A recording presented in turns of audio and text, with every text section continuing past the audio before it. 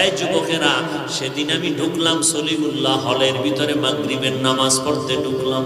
দেখলাম একদল যুবকেরা ফুটবল খেলে, কিন্তু দেখি খেলার মধ্যে আজান যখন হয়ে গেছে, নামাজ যারা পড়ে না তারাও চুপচাপ বয়া রেস্ট নিতেছে।